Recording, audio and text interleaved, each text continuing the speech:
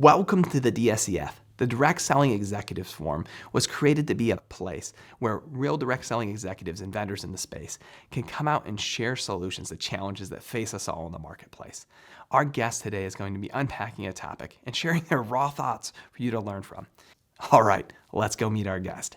Ladies and gentlemen, welcome to the Direct Selling Executives Forum's next installment in the Women in Leadership series. Today, we're going to be unpacking what do field leaders look for in a startup. And as you've been asking your questions in the panel and asking your questions in the forum, we were thinking through, who should we invite on to talk about this and how should we have this conversation? And I'm very excited to bring Anita out today as we walk through her story. Omar will be hosting, and as he has been this season. But before we get started, if you're new to the forum or if you're listening on the podcast for the first time, know that the DSEF is a free invite-only forum for direct selling executives that are active in the space. It's most active on LinkedIn. So you can go to directselling-executivesforum.com or go to LinkedIn and search for Direct Selling Executives Forum and to receive an invite.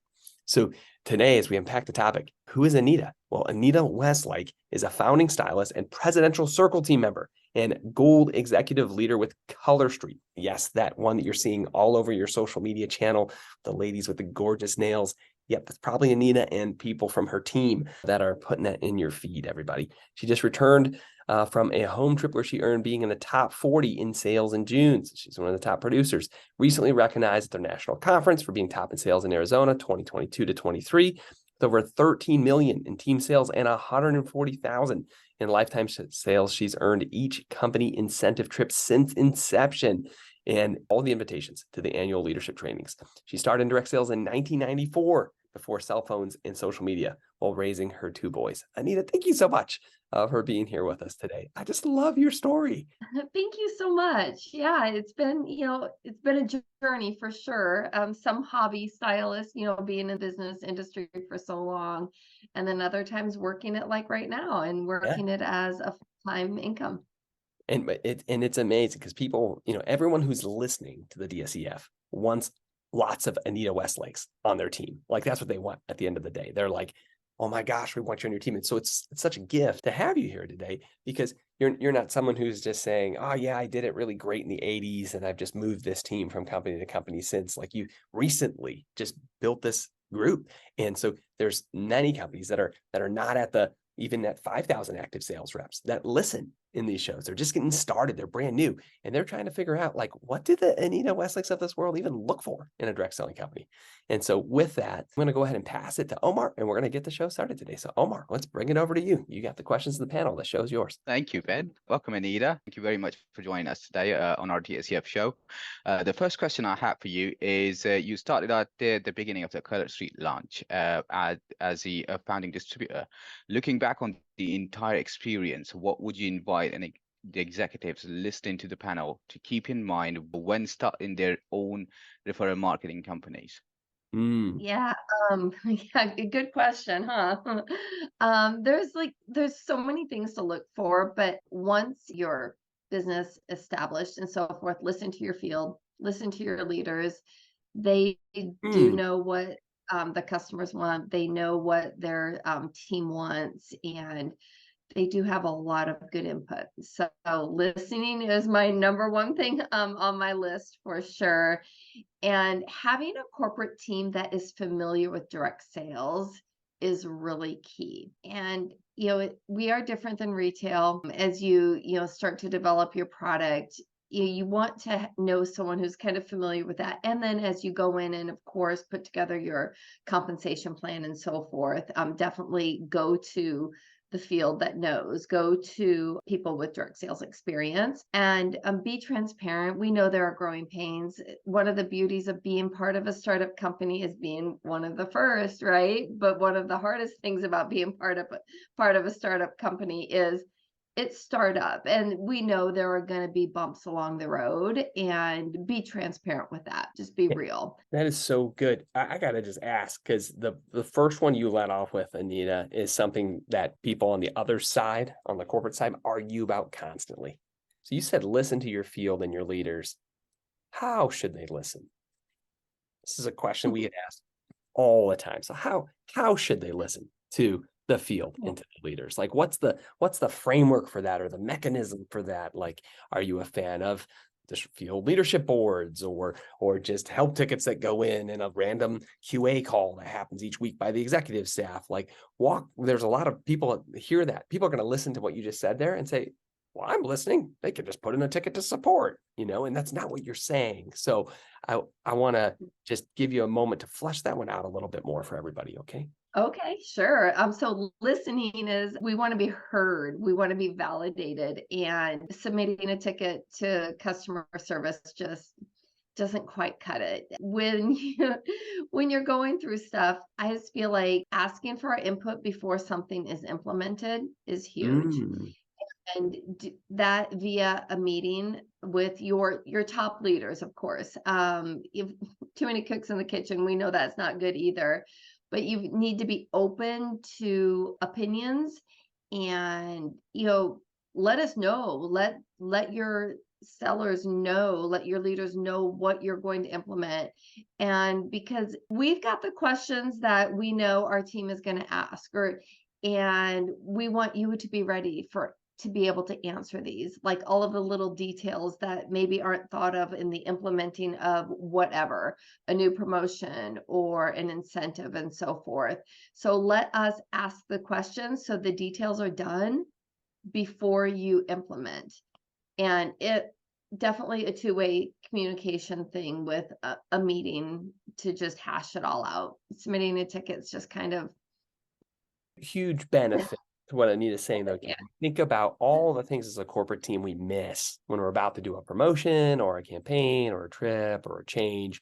And by having a small setting to just bounce what you think is the plan off of into your field, you might be able to head off all this pain before it even happens by saying, oh, wait a minute. Yeah, that's too confusing. We should simplify that. Or, oh man, when we put this out there, we need to have answers to the top 10 questions with it sent out with it. Like, that's just gold when Anita to share there. If you want to talk about removing friction, there's a line we share in direct sales all the time that says a confused mind does nothing. And when you have a volunteer army of direct sellers out there just for fun promoting you, because they can do lots of things to make money, but they're promoting you because it's fun and because they like it, you don't want to confuse them, because the confused mind does nothing. There's some green personality, if we think of the different colors of personalities, right? Real analytical types that do listen to the show.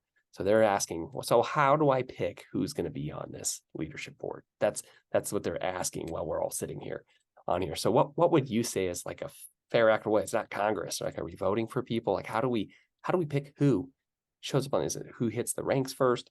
How do we get the right people on that board to be in that distributor leadership board that would see this kind of stuff? For this level of feedback and working directly with corporate, it needs to be based, in my opinion, based on rank, based on performance, based on doing the job.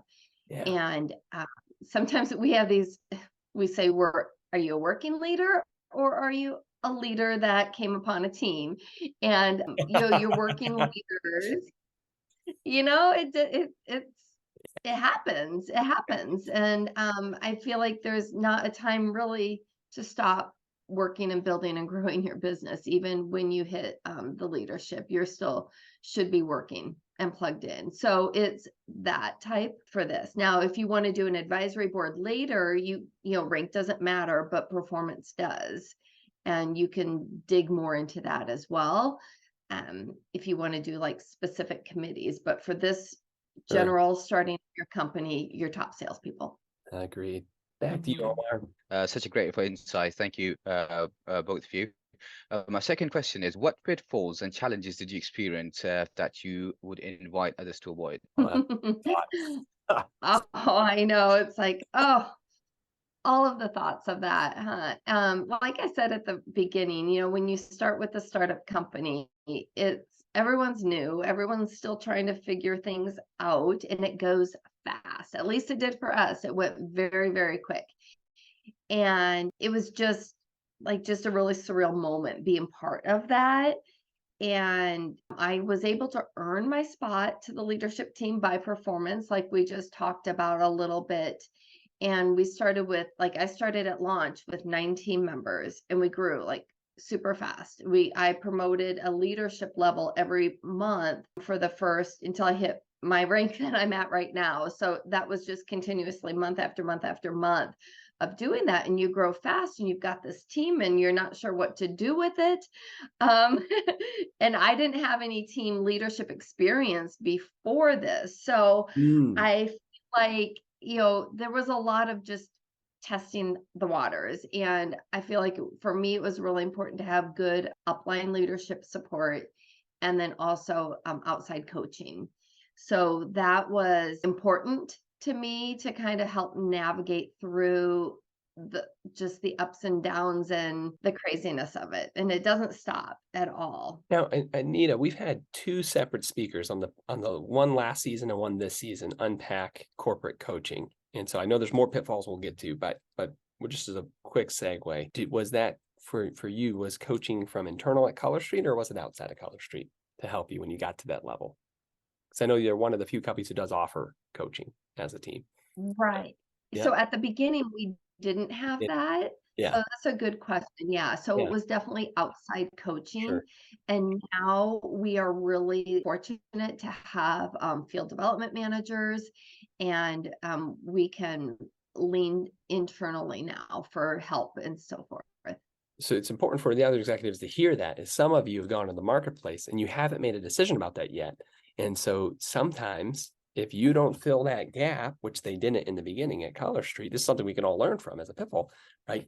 Outside coaches was the only resource someone like a great leader like Anita, who grew fast, could go to get the resources she needed. And praise God that outside coach kept Anita at Color Street and didn't have some weird ulterior motives to drag her off to whatever direct sales company he or she was promoting, right? There's all kinds of weird stuff that can happen when you work with outside coaching versus inside coaching. And so there's wisdom in having an inside coaching team, and there's wisdom in having an inside coaching department or a vendor that comes in and coaches internally and keeps it on your cause, which is what Color Street does today. And so it's just an important one to highlight for everyone. Yeah. But back to I didn't want to interrupt you, but it's a valuable one for people to catch. I think a lot of executives miss that part, Anita. And then they're like, oh, what happened to my, my mid-level leadership that's leaving, or something strange is happening there. Sometimes it's the lack of the mentor coaching part for some of the skills they feel they lack. Yeah, there's just so many different levels of stylists. That's what we are distributors in a company. You've got the ones that want to be hobby, the ones that are trying to grow, just haven't learned the personal development yet and just really need to work a lot on here before they on their personal development before they can really get out there and really make big things happen in the field. So training is more than just how to sell your product. It's training you personally with your development, your mindset as well. Agreed. I always loved Jerry Clark's example. So when I was a rep in the space, this is 16 years ago, I would put this CD in my car on repeat. And I don't know if you guys still listen to CDs in your car. That's how old that was. I still had a tape deck too, but I would listen to it, and it was the story of Murphy's Jungle, and it was how Murphy's Law is going to come and get you on your path to success. But in there, he talked about the success triangle, and it was just what Anita just said. The success triangle says that we all think we need the TK, the technical knowledge of how to do this business to be successful. And as many times as a corporate team, that's what you think you need to give to your field. People like Anita say, okay, here's how you show the nails. Here's how you do the demo. Here's how you wrap it on their finger so it looks nice. And you think that, oh yeah, if we showed them that, then they'd be able to do this business. But the success triangle says there's then the internal communication, what they believe about themselves, what they believe is even possible for themselves. And then the external communication, what they believe about others. What do they believe about the marketplace?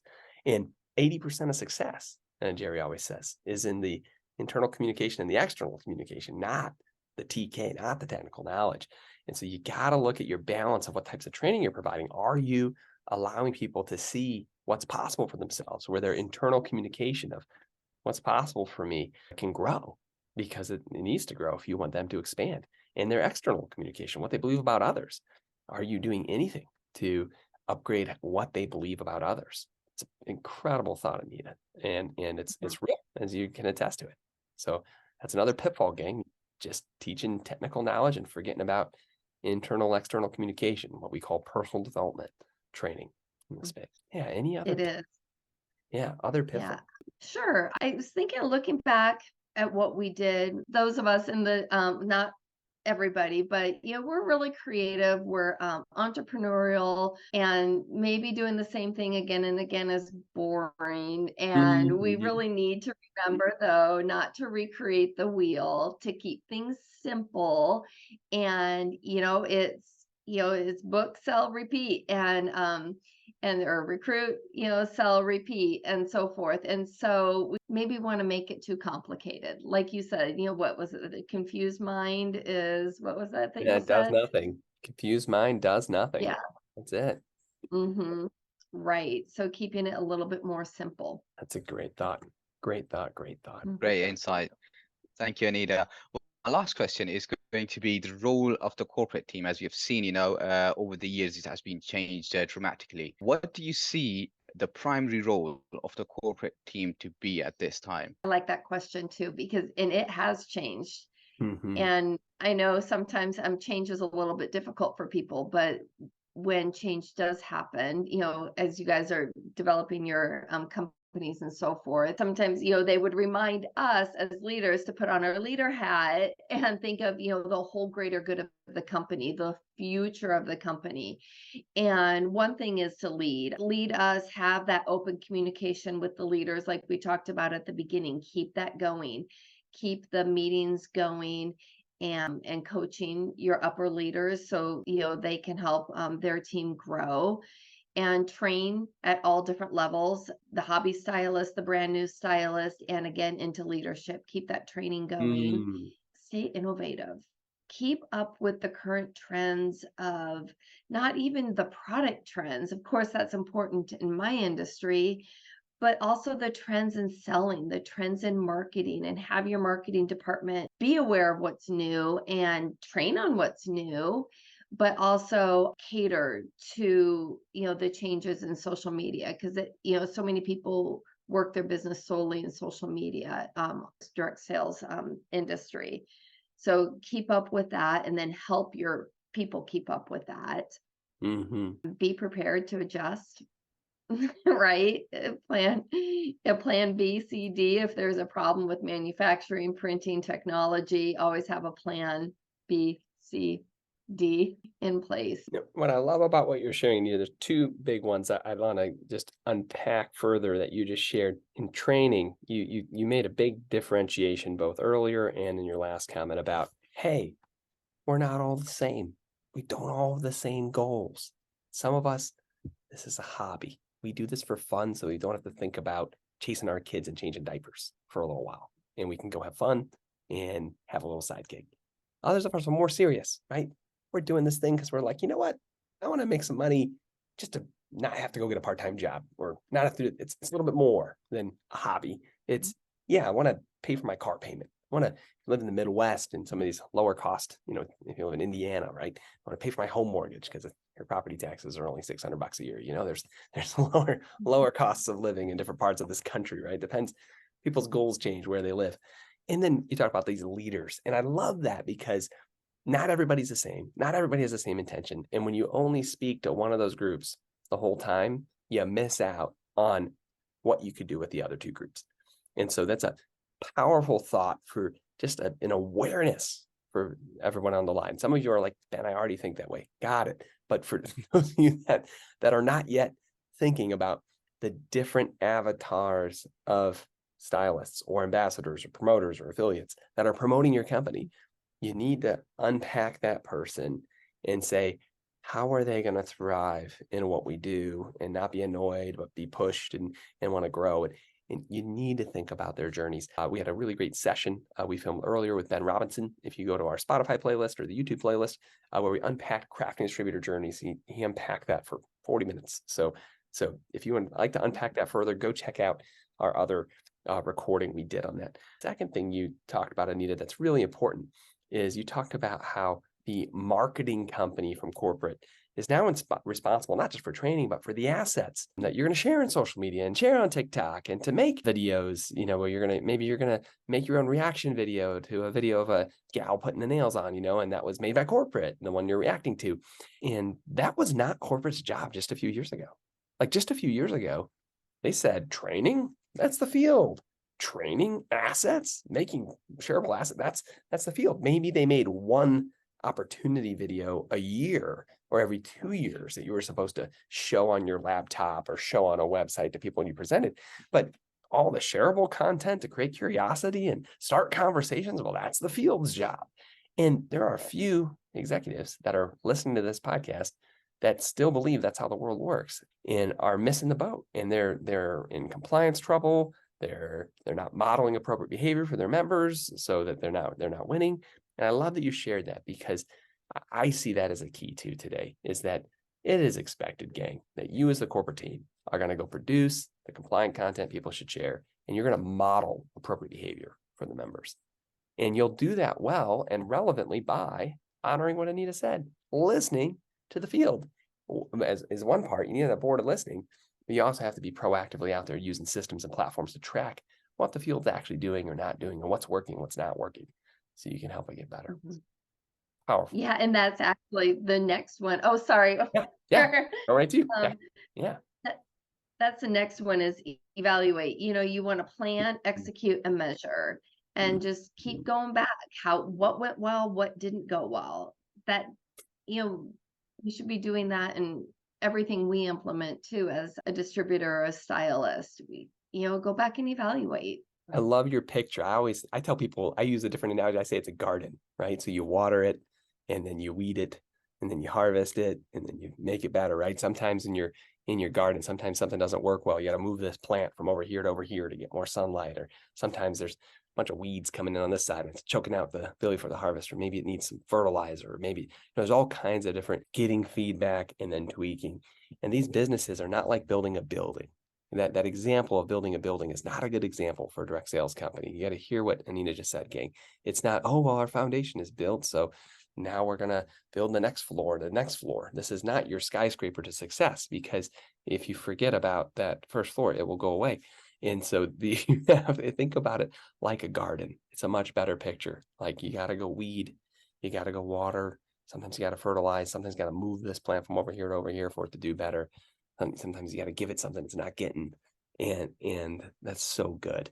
So thank you so much for sharing that, Anita. I'm so happy you shared it, because it is measure and repeat. And it is what the key is. And sometimes we miss opportunities because we're just not even living with awareness inside of it. Mm-hmm. As we wrap up today, we are just so grateful to have you on the line, Anita. Thank you for just coming out and sharing your experience. This is a rare opportunity to have someone who's in the field on our show, and we're normally working with corporate executives who have been on that side of the coin for 2 decades. We have one on this week for five decades. So yeah, people have been there a long time. And, this was really fun. And I know it was a treat to each of the listeners. Omar, thank you so much for hosting today. It was awesome to have you on. Thank you, Ben. Thank you, Anita. Yeah. For those of you, as we go, for those of you that are brand new to DSEF, if you haven't yet subscribed, whether you're on Spotify or you're on YouTube watching the stream today, know that the best place to get all the news in the panel, even to submit for speakers and for questions, it's on LinkedIn. So you can subscribe on YouTube and Spotify to get the episodes. But if you want to get the real stuff and the insight reports and everything else, definitely come in on LinkedIn. That's where you'll get it all. Well, have a very blessed day. We'll see you soon. Yeah, thank you so much for having me on. I appreciate it. You got it. Bye for now, everybody. If you haven't yet joined the DSEF group on LinkedIn, go to directsellingexecutiveforum.com or go on LinkedIn and search for Direct Selling Executive Forum to apply. The group is free and is an invite-only community of direct selling executives by direct selling executives.